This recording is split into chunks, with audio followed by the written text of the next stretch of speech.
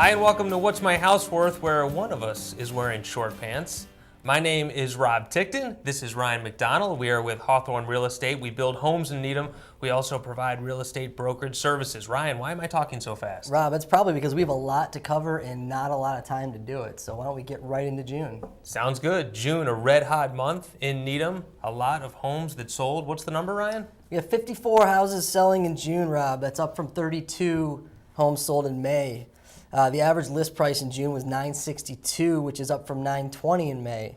Average sales price $955, up from $906. We're sensing a trend of things going up from May. I think I follow. But the big one, Rob, is 98% of original list. That's what these houses went for, and that's staggering. We had 29 sales that were at or above list price in the month of June. It's really unbelievable. So I think it's we can both agree that demand is healthy in Needham. How does June stack up with the previous 5 months leading up to June? And I think it's a trend that both of us probably could have predicted, Ryan. Yeah, we're just seeing the rise month over month and peaking up in June.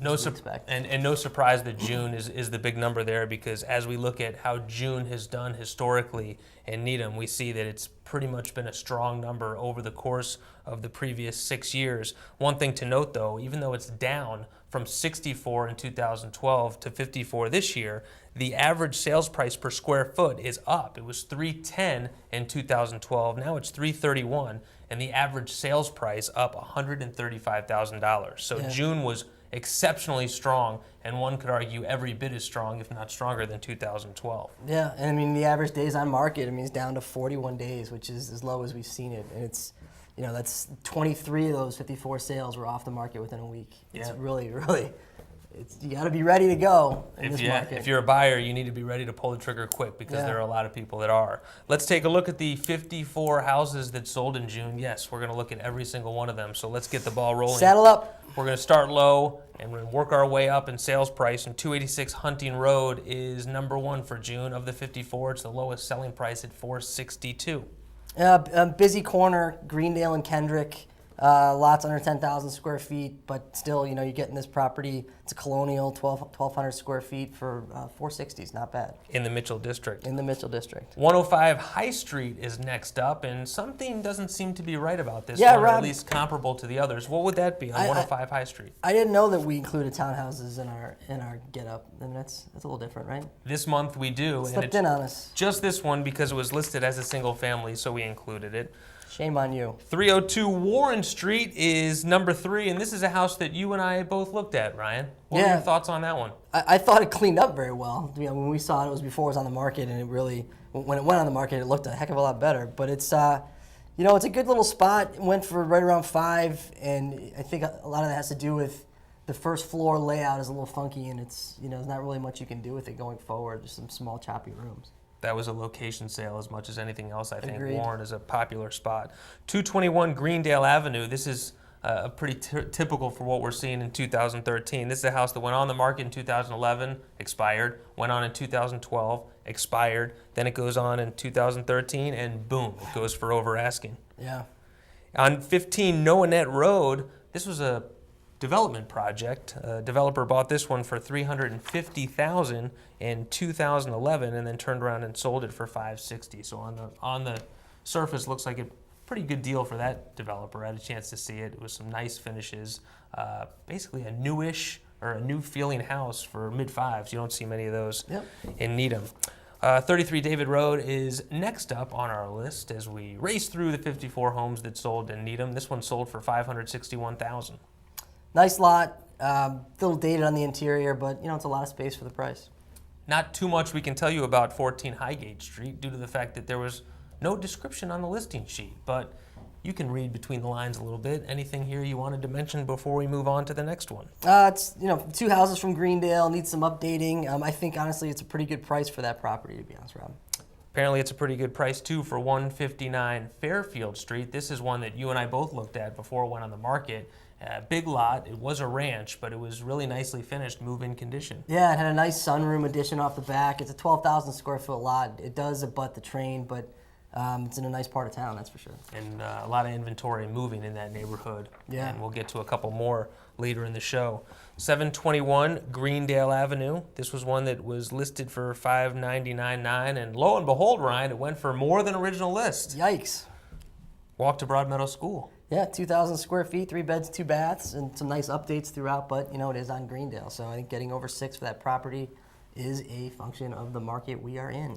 Moving into a more desirable neighborhood, 180 Washington Street. This one sold for $619.1. Ryan, I think you have some insider information on this one. I mean, this one's it's going to be torn down. It's actually back on the market right now at 1,419 as a pre-sale or pre-construction price. It's going to be interesting to watch going forward. This one does have a very, very tight backyard. It's pie shaped, so it's triangulated, so it's not your ideal building situation, but nevertheless, it's in a great spot in the Mitchell District, so we'll keep an eye on it. That one is a 10,000 square foot lot near Perry Park, and we're going to stay in some pretty desirable locations. Move right across Great Plain Avenue over to 51 Plymouth, and this is another one where you're seeing the dollars per square foot pretty high. It's a desirable street. It's one of the ladder streets, Rob. Correct. This is one of the owners in that classic, do I renovate or do I move? And that was the situation they were in. Yeah, and I think they elected to capitalize on the market, and that's probably not a bad idea. Yeah, and capitalize they did. $429 per square foot, a good number for that one. Staying on Plymouth Road, 57 Plymouth. This one was for $401 per square foot, so safe to say on Plymouth you can get in the low $400 per square foot. Even if your powder room doesn't have a sink. No sink in the powder room and no closet in the third bedroom, but nevertheless, $630 for a 1,500 square foot home. On a 6,900 square foot lot. On 57 Plymouth Road. 50 Morningside, this was some news to me, breaking news. Good bird watching location. Were you aware of that? Well, the backyard is basically a big hill with a bunch of trees. So you're up high and you're looking down, so maybe you're seeing some nesting going on. It's per the listing agent. It also includes some square footage in the finished basement and sun porch. How do you feel about sun porch being included with the finished square footage? I mean, it's a little dicey. I mean, the sun porches typically are not heated, so it's more of a 3-season. If everything's properly disclosed, I really let the buyer sort of sort it out for themselves. It's just you just have to be able to differentiate between what's 3-season and what's part of the actual square footage. Now that we're in the hot summer months, a good place to hang out could be 22 Petrini Circle. That's because they have central air, but do not hang out in the family room or the dining room because there's no central air in those two rooms. But you can get sticky in there. Yeah, but the man cave, you can cool off down there as well. All right, let's do that. On 259 Rosemary Street, we've seen a little bit of activity on Rosemary, I would say, the last few months. Would you agree? Rosemary is doing pretty well. It is. Well, a lot of locations are doing pretty well these days. All bets are off. This one sold for $595 in 2007, and then it sells for $665 in 2013. 17 Glover Road, renovated in 2004, top to bottom. Someone knocking at the door? I think so. People are they Come want to get in. They want to find out what's going on in the real estate scene. What do you have to say about Glover? Again, you're talking about a property on Glover selling for over $7. It's 2,000 square feet, just 3 beds, 2.5 baths. I mean, you got to be happy with that if you're the seller. 128 Hillcrest Road we've seen a lot of Cape Colonial hybrids, but not many Cape Ranches. This is a Capranch. A Capranch. Yeah. That's new. Yeah, as of 30 seconds ago. And you had a chance to see this Capranch? Yeah, this one looked a lot smaller from the street than it was inside. It has a walkout lower level with some decent square footage in it. The driveway is on Wachusett, which was a little bit awkward to the property, but it's $710 again, another one over asking in 5 days. Pretty good deal. $304 per square foot on 128 Hillcrest. Over on 204 Hillcrest, pretty close dollar per square foot base. $314 was the number on that one. Little different than the ladder streets. Little different. So we have a very small sample size, but low 4s get you on Plymouth, low 3s get you on Hillcrest, at least regarding today's data. Yep. 10 Noyes Street, and what's up with that noise? $730,000 is the sales price for 10 Noyes. Over asking, 5 days on the market, boom. And you get to fall in love. Did you fall in love with 226 May Street? I know you and I both had the opportunity to see that house. Yeah, I just can't.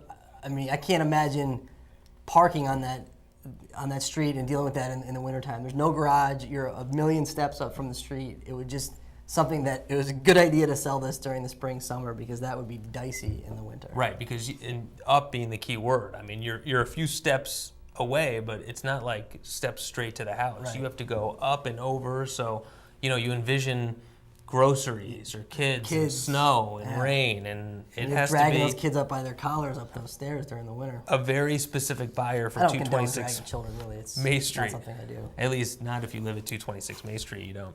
65 Stewart Road is the neighborhood near Wellesley, right off of Great Plain Ave. This was a house that had electric heat on the second floor, but I think we can start to figure out here that it seems that 2,000 square feet in a decent location costs about $800,000. That seems to be the new regular. Wow, Yeah. boy, I can remember not too long ago when that was well into the sevens. Oh, well, I can further cement my case with the next listing, 8 Howe Road. Some houses, less than 2,000 square feet, get you more than $800,000. And that's the perfect example. This one really kind of took us both by surprise. Wouldn't you say on 8 Howe Road? Yeah, I mean, $429 a foot. I mean, this one's under 2,000 square feet. It was renovated. It was flipped in 2008, so this is the second sale since the renovation. But that's a really good number for not a very big house. Yeah, and we've said it over and over again. You talk about the perfect time to sell a house, and it seems, at least historically over the last few years, this spring was a really great time. Yep.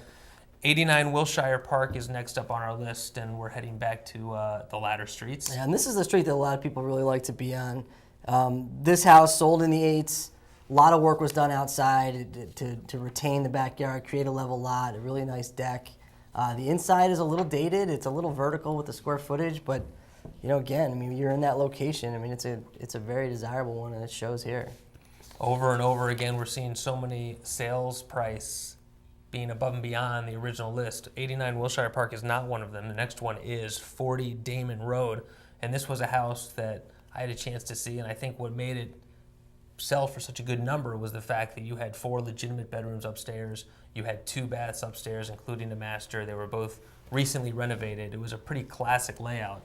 And for somebody looking for a legitimate 4-bed house, I think 40 Damon fit the bill, and that's why I went over asking. 20 Norfolk Street. This one has a 2012 assessed value for $656,000, yet it sells for $840,000. Something tells me that number is going to go up, the assessed value. Yeah, it probably will once Chip Davis gets his hands on it. This one sort of bucked the trend of the traditional real estate, MLS listing. There were 3 pictures, and they were a little bit obscure. There was really no description other than to tell you that the house is great for holiday gatherings. Yet, boom, it's gone in under 3 weeks for over asking. I guess in Needham, these houses sell themselves. 125 Green Street, you and I both had a chance to see that. I think we both liked it, if I remember correctly. It needed some sprucing up. Yeah, it was just kind dated. of dated, but it was built in the 80s, so it wasn't crazy dated. A lot of space. A lot of space. Cool location. I like that little Green Street spot. Nice master suite. It just, like you said, it just needed some cosmetics. That one sold in 6 days. 24 Gage Street was under agreement for quite some time, but it was only on the market for 14 days. We both saw this house as well. Pretty unique. Definitely the most unique. ceiling height I've ever seen in a basement was at this house. Except in the new part of the basement. The old part of the basement was a dungeon. Right, but the new part was big and finished. Yep. One thing I noticed about this kitchen that I couldn't stop talking about that day, do you remember what that was? Yes, I do, Rob. You mentioned that there were no upper cabinets. No upper cabinets. Yeah. You don't see that very often. Yeah, maybe it was a house full of short people. Perhaps. Yeah. Or people that didn't want to reach up. Right. Either way, doesn't matter. Historical home, built in 1889. This is a cool property. Huge lot, and it got into a pretty sizable bidding war. So, Huge lot. Yeah, over 20,000 square feet. And walk to town. 865, that was the number that one sold for. At 85 Grosvenor Road, we are next on. This one is, it's handy to elementary school. Is that the right verb? Is it a verb? Would that not be an adverb? It's handy. It is handy. It describes is. Right, so it's an adverb. Yeah, adverb. You're right. We cover all kinds of stuff here, folks. Grammar 101. So here I am making fun of it, but I don't even know what kind of word it is. How do you feel about the sales price? Good? Yeah. It's healthy, that's for sure.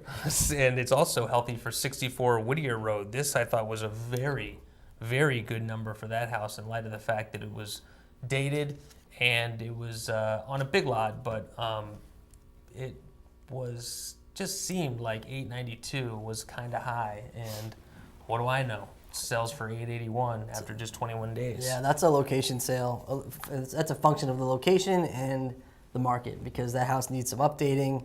It's not on a huge lot. I think it's right around 10. It may be a little under 10. Oh, right. That's right. It is. You're right. It is under 10. But Whittier's a nice street, and that's a pretty strong number. I was a candidate for my deal of the month, but didn't quite make it. I wonder when we're going to stumble on your deal of the month. Next up is 64 Damon Road. This is a one that sold for 885. Whoa. Oh, Hello. Boy, there it is. Yeah, I mean, this one, I mean, when you talk about spending $900,000, I think of the image in my head is gives me more than what you're getting here. I mean, it's 2,700 square feet. It is 4 beds, 3.5 baths, but it's there's the exterior doesn't strike you as very nice. You're looking straight at a huge garage. The house is sort of like hidden behind the garage. It's the inside needs updates. It's a lot of money in that neighborhood for what you're getting here, and I that's one where it goes over asking, 2 days on the market. That would imply there was quite a bit of interest in it. And also so what do I know? Quite a bit of carpet in it as well. Right. 33 Melrose Avenue is a house that you had mentioned to be a good case study for a developer. You can't flip a house any better than this. I mean, you bought it for $500 in December, and you're flipping it for close to $1 million in June, and there really wasn't a tremendous amount of work. Yes, they did take an old cape and take off the second floor and build it into a colonial, but it's not huge. It's just this is how to flip a house, folks. So good job. 210 Charles River Street is next up. Big lot. We're getting into essentially land sales when you talk about a ranch selling for $956,000. You like Charles River Street? Yeah, I don't think it was a land sale per se. I mean, oh, right. I'm sorry. I don't mean it was a land sale as if a new construction would be on it. I think the premium is on the lot. Oh, sure. Yes, absolutely. Sorry. Yeah. I mean, this one it's a large house. It's got an au pair suite. I mean, it's a great house to if you're looking for single level living. I mean, this was a good example of a nice one. 75 Ridgeway Avenue is not single level living. In fact, it's 2 levels with a 3rd level that you could finish. Big lot, 15,000 square feet. This one went quickly. Yep, off of Newberry Park, which is a really desirable area for itself. 70 Pine Street is a house that the listing said was newly renovated, and I would agree with that. I wouldn't necessarily say it was extensively renovated. Yeah, old windows, no AC. They did some work mainly in the kitchen, but as history shows, that's where you get your payback. And the bathroom was glazed, not necessarily retiled. Glossed over. Glossed and glazed. 314 Cedar Street is a house that has spent a lot of time on and off the market since 2010. But what do you know? 2013 comes along and it sells for a number higher than what it was listed for the previous year. It sells for 1125. Similar situation at 233 Country Way, which is a listing that you had a chance to see and dig around a little bit. Saw it a couple times. I mean, again, your 3rd time was a charm for this one. But this one went on the market 3 times with 3 different brokers, which I found to be interesting. The last 2 times at the same listing price. It was a big lot, a nice piece of property. The house was, a little choppy in the way that the rooms were laid out. I think that was what kept it on the market for as long as it was on. 36 Barrett Street making its way into the $1 million plus range. This one sold for $1,139. It was built back in 2002. A 3,300 square foot house. 142 Grosvenor Road, new construction, good location, under $1.2 million. Trains in the backyard, that's probably a big factor there. The train in the backyard is what keeps that house from being a 1.4, or probably down to 1.2s, or at least 1.3s. Yeah. 6 Peacedale Road is a house that at one time was a custom build, and you think that has a lot to do with why it got what it got. Yeah, I mean it's a nice resale number for a home built in 2006. I mean, you can definitely tell the difference when you're looking at a spec house or you're looking at a custom home that's being resold in the quality of the finishes and the consistency of the finishes, where we see in spec houses where sometimes maybe the kids' rooms or the bathrooms get dumbed down a little bit. This one was nice across the board, and Cape style new construction, which I thought we pioneered that. Maybe we didn't. Maybe not. Yeah. 37 Ware Road is a house that we had looked at when it came on the market for 1,299. Felt like 1.1s was the range for that one. Yeah, I mean, we were asked, I remember, point blank by the listing agent what we thought, and we said we expected to sell in the 1.1s, but we were technically right, but barely. So they almost got 1.2, which I think is a little surprising. At 455 High Rock Street, one of the disclosures was Verizon, FiOS, and Comcast cable in the home. That's a good thing? Why? Is it a bad thing? Well, I mean, it's just a sort of a thing. I mean, pick one. Right, but not maybe disclosure worthy. Right. 53 Peacedale Road. This, I think what we can establish looking in this listing, and maybe is new construction on Peacedale gets you high 1.2s, and newer, younger homes get you high 1.1s. Yeah. That seems to be the range for Peacedale. Okay. 36 Rae, that's an artist rendering. That's not the actual house. Right. No, I think we can agree on that. Okay. Anything else we can agree on? I mean, it's sold for over its list price. I think, that typically that happens to houses that are sold during construction often. I think one of the upgrades here was a geothermal heating system, which we're finding more and more in the custom builds. I think when you and I saw this come on at 1249, we thought it was a pretty good number. Yeah. It wouldn't last very long. Yeah. At 40 Edgewater Lane, this overlooks the Charles River on the surface. Seems like a pretty good number for 40 Edgewater. Rob, I really liked this house. I think this isn't one of our days on market busters. It was $650 days on, but that's a function of the fact that it was overpriced when it came on. But this house had a lot to offer. Great piece of property, water access, nicely finished, nice layout. I really liked it. Almost your deal of the month? Yeah, I liked it a lot. Actually, I could have gone with a buyer deal of the month there. God forbid. 82 Edwardel Road sold for 1299. I like this one. I had a chance to see it. I was enamored. It's a word I don't use very often. By the master bedroom. I thought it was really neat, really unique, and I thought it slipped through the cracks a little bit. Yeah, good location. Good location. Yep. Same for 73 Thornton Road. Also the same sales price, 1299 for 73 Thornton. Any thoughts on that one? Yeah, I mean, also just like Edwardel, built in 2005. It's a resale of a spec house, 11,000 square feet here. This is a nice little deal. Lot D-1 Ardmore. It's a strange address. You think they're going to change that to an actual number? Most likely. I would hope so, but it's not going to make it any less crowded. No, and the one thing that I noticed here, and this is just sort of something to look at when you're looking at new construction, there was no refrigerator included in the appliance package that the builder provided.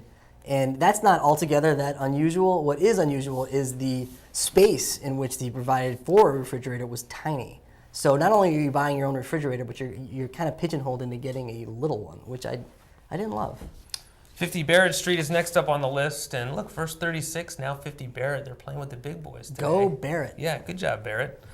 590 High Rock Street. This is a house that sold for 1.34 in 2008. It's a lot of house right there. Yeah, I mean, custom built again in 2007. It's a great resale number for a house on High Rock, and it again shows you the difference between a custom built house reselling and a spec house reselling. The custom builds are just inherently nicer. Also the second house where the listing agent invited us to come fall in love. 52 Walnut Street had a huge backyard. I mean, a really big backyard. And if there was one selling point above and beyond anything else for this house, it was the backyard. 22,000 square foot lot. Maybe we should talk about the backyard. What about it? 147 Oxbow Road is next up. There's something about this listing. Hello. Oh, there we go. Rob's deal of the month, 147 Oxbow. $1.39 million house is my deal of the month. That's still pretty high. And for the buyer. For the buyer. Yeah. But I loved it. I thought it was a good deal for the buyer because the lot, above and beyond anything unbelievable. else. It was a great lot. It was River a good views. size, river views, large, fantastic little neighborhood back there. And it was a lot of house, too, for that price, 1.39. It looked a little bit like a firehouse on the outside, but the inside was great. It was a nice layout, a little bit of a contemporary feel, and the views were borderline striking. Borderline striking. And I don't, go striking very often. 9 Savoy Road sold for 1.45. This one wasn't on the market for very long. No. Right? You know a little bit about this listing, don't you? Yeah, we sold this lot to the developer. It was I think a good number for a spec. I mean, they sold it sort of mid-construction, so I'm sure there was some customization done to it to arrive at that final purchase price. But they got off to a rocky start on this one, Rob. There was a lot of site work going on at So this no house. pun intended. Right. A lot of ledge, but that comes with the territory sometimes. A lot of ledge, also Quite literally. a lot of quality too. It was a quality new construction by a quality builder in a quality location. When you get those 3 Qs, especially on the description, you almost have to move forward on it, I think. And so hopefully that helped. 20 Burr Drive, and we're really starting to climb the ladder here of the high-priced homes, and 20 Burr Drive is no exception. 1.64. Holy heat zones, Ryan. Right, a lot of heat zones. That's 10 heat zones. You're not going to be cold in that house. No, but what you got to do when you have that many heat zones is you got to be very proactive, and so you're not wasting Heat. Your heat zone management skills are tested You when gotta you're be in a house like that. Yeah, you gotta be all over the heat zones, or else you're boiling a closet when you don't need to. This house was impressive. Other than the abundance of heat zones, I thought it was really nicely done, nicely finished. The pool, the yard was really nice. And what can I say about using the word nice about 50 times? But I was impressed by this house. Definitely was overpriced when it came on the market. It settled for 164, which is a great number for it. And I think it's a wonderful neighborhood. It's a good buy. And fitting that you would have 10 heat zones on a street called Burr. 145 winding River Road is the big seller for this month. And we're done. I'm going to need a minute. All right. Couldn't resist. Yes, 145 Winding River Road was in fact the big seller of the month. What did they buy this lot for before they developed it? $650,000 back in 2011. So on paper, that looks like a pretty nice spread. That's a great spread, but the house, it was no slouch itself. I mean, they put a lot into it, so it justifies the purchase price. We're climbing the ladder here because we didn't have many houses over the $2 million barrier. If you remember back in, is it a candidate? I think it's a candidate. Anything over $2 million is a candidate because there weren't that many that sold in 2012. But I feel like every month we're starting to see at least one. So that could be something for the end of the year spectacular that we look at. File that away. Put it on the spreadsheet. How many homes that sold for over $2 million in 2012 versus how many homes that sold over $2 million in 2013? Yep. Because I know in June of 2012 there weren't any that sold for over $2 million. Let's take a look at the market snapshot, shall we? We're here. Let's get our finger on the pulse of the Needham market. And when you do that, what do you feel? A lot of beats per minute? There's not a lot of inventory right now. I mean, we've got 61 active single-family listings, but not a lot of fresh ones. And if you're looking in that $600,000 to $700,000 range, you're looking at exactly nothing. So it's really it's really remarkable. It is, and with what's happened recently, with the interest rates are now starting to creep up. So I think that are we going to see the end of this? This frenzy. I mean, I guess until there's an abundance of supply, then we really won't. But there was such a sweet spot to be a buyer in the past couple months. The interest rate's so low, but you're paying a pretty penny for these properties, but maybe we'll start to see that dissipate a little bit. It was the perfect storm, and the question is, how's it gonna manifest itself as we kind of get through the summer into next year? It seems like there's still a lot of people on the sidelines. Yeah, and I think people are on the sidelines, and it's not because they're afraid of what they can get for their house, but it's more that they don't know where they're gonna go. So you can put your house on the ladder street on Plymouth and sell it for $10 million when maybe last year it was worth less, but where are you going to go? Because the trade up may not be available to you, and you're maybe paying a premium for it if it is. And a lot of people on the sidelines, a lot of buyers on the sidelines, just kind of waiting, biding their time. But you're not going to wait forever. So the question is, do they continue to drive up the prices and just pay more than what they wanted to get what they want, or do they go to another town, or how does it all? No one's going to another town. I don't think so either. But I think what we're going to see is just some stabilization. I think we've seen a tremendous rise in the values of some of these homes, but I think what we're going to get now is, with the summer, which is traditionally a little quieter, we're probably going to get a little stabilization in pricing. I don't think anybody would complain, at least sellers with stabilization at this point. I think stabilization, everybody wins. Yeah, I'm a big fan of stabilization. Yeah, and everybody winning. It's a win-win. If anybody would like to reach us, how would they do that? Give us a call anytime at 781-707-6564, or you can send us an email to rob.ryan@hawthornre.com. That does it for this installment of What's My House Worth. Thanks for joining us. Stay cool, everybody. We'll see you next month.